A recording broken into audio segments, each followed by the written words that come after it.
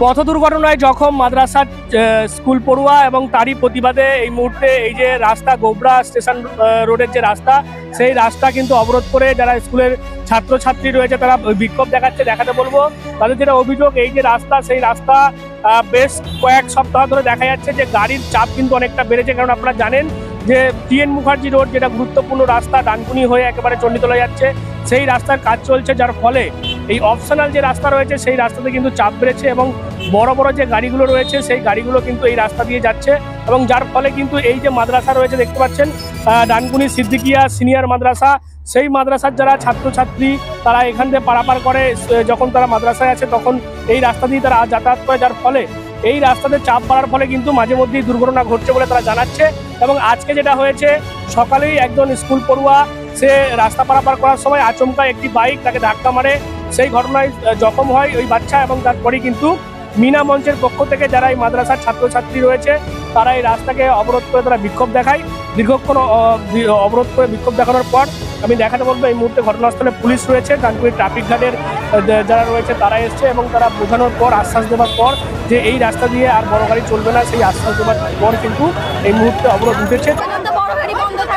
আচ্ছা, কারণ বড় গাড়ির কারণে অনেক অ্যাক্সিডেন্ট হচ্ছে, আগামীকালও অ্যাক্সিডেন্ট হতে পারে, তাই জন্য 9:30 থেকে 11 আজকে কি হয়েছে? আজকে একটা বাচ্চার অ্যাক্সিডেন্ট হয়েছে। আচ্ছা, তোমাদের মানে স্কুল বাচ্চা সবাই পুলিশ বলেছে যে আর কোনো যাবে না। আচ্ছা, তোমরা কি চাইছো? আমরা চাইছি বড় গাড়ি 9:30 থেকে 11 পর্যন্ত বন্ধ হয়েছে, যে একটা অ্যাক্সিডেন্ট হয়েছে, বাচ্চাটার একটু ক্ষতি হয়েছে, কালকেও হয়েছিল, এর কোনো বিচার করা হচ্ছিল না, তাই আমরা চাইছি যে সকাল 9:30 থেকে 11টা পর্যন্ত আমরা বড় গাড়ি বন্ধ চাই, আর বিকাল 3:30 থেকে 5টা পর্যন্ত, কারণ ওই সময় বাচ্চাদের ছুটি হয়। কি নাম তোমার? আমার নাম সুহেনা খাতুন। এই রাস্তাতে এখন প্রচুর গাড়ির চাপ বেড়েছে, আগে এত গাড়ি ছিল না, এখন রাস্তা পারাপার হওয়া যাচ্ছে না, এত গাড়ির সংখ্যা হয়ে গেছে। বিশেষ করে বড় গাড়ি বেশি, ছোট গাড়ির সংখ্যা তবু কম, বড় গাড়ির সংখ্যা প্রচুর বেশি। এই স্কুলের ছেলেরা, আমার নাতিরাও আসে, খুবই অসুবিধার মধ্যে যাতায়াত করে। যাতে যে গাড়িটা নিয়ন্ত্রণ করা যায় সেই ব্যবস্থা প্রশাসনকে করতে বলুন, তাহলে আমাদের গার্জেনরা স্কুলের ছেলেদের পাশেও একটু শান্তি পাই। শুনলাম, আমি দেখিনি, শুনলাম যে নাকি একটা অ্যাক্সিডেন্ট হয়েছে, আমার ঠিক জানা নেই, ওখানে বলছি। আমরা চাইছি আগে যেমন রাস্তাটা ছিল সুস্থভাবে, কম গাড়ি যাতায়াত করতো, ছোট গাড়ি চলতো, এই বিশাল বিশাল গাড়ি চলতো না, আমরা সেই রকম চাইছি আগের মতো ফিরে আসতো। কারণ রাস্তা এত খারাপ হয়ে গেছে, সব জায়গায় ভেঙে গেছে, মানে রাস্তা যে পারাপার করবে একজন গাড়িকে একটা সাইড দেবে সেই রাস্তাও নেই, পুরো ভেঙে গেছে।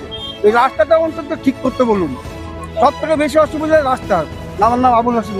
আজকে কিছুদিন আগে থেকে এরকম ঘটনা চলছে বর্তমানে, ঠিক আছে, প্রেজেন্টে তো কিছু মানুষের অসুবিধা হচ্ছে, স্কুলের পড়ুয়াদের পড়াশোনা অসুবিধা হচ্ছে, বড় বড় গাড়ি যখন তখন চলে যাচ্ছে, ব্যারিকেড ট্রাফিকের কথা কেউ মানছে না, অটোমেটিকলি চলে যাচ্ছে, তো কোনো কিছু মানছে না। ছাত্রদের দাবি যে আমাদের দাবি মানতে হবে, বড় গাড়ি যাওয়া যাবে না, ছোটো ছোটো সাইকেল বাইক এগুলো যেতে পারবে, কিন্তু বড় গাড়ি একদম অ্যালাউ হবে। আজকে কিছুক্ষণ আগে নাকি শুনছি অ্যাক্সিডেন্ট হয়েছে, কারণ কোনো ক্ষতি হয়েছে সেটা আমি জানি না, তো তখন আমি উপস্থিত ছিলাম না। তারপরে এসে দেখলাম পড়ুয়ারা, ছাত্রছাত্রীরা সবাই মিলে আন্দোলন করছে যে আমাদের দাবি মানতে হবে, বড় গাড়ি যাতায়াত বন্ধ, ছোট যেগুলো আছে সেগুলো আমরা চাইছি এগুলো বন্ধ করতে হবে। বড় বড় গাড়ি আমরা এমডি গিয়াসউদ্দিন স্যার।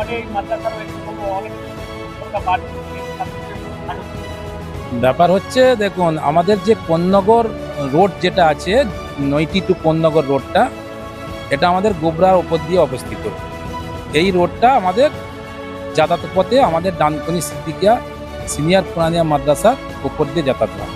এই স্কুল মাদ্রাসায় আমাদের কমসে কম মাদ্রাসার মধ্যে প্রায় 1600 ছাত্রছাত্রী, প্রাইমারি এবং আপার প্রাইমারি।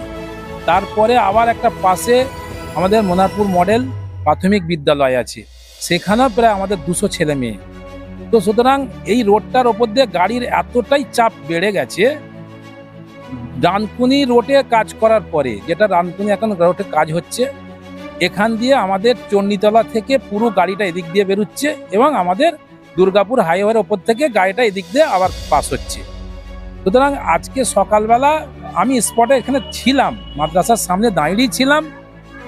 এখানে ওই একটা বাচ্চা ছেলে ক্লাস 1-এ পড়ে, কি শেখ জুবাইর ইসলাম বলে নাম বাচ্চাটার, সেই বাচ্চাটাকে একটা বাইক একটু টাচ হয়ে যায় হালকা করে, বেশ খুব একটা বেশি হয়নি কিছু, তাতে একটু পায়ে চোট হয়েছে, হাতে চোট হয়েছে, মাথায় একটু মানে চোট হয়েছে, সেটাকে আমরা সিটি স্ক্যানের জন্য আমরা পাঠানো হয়েছে।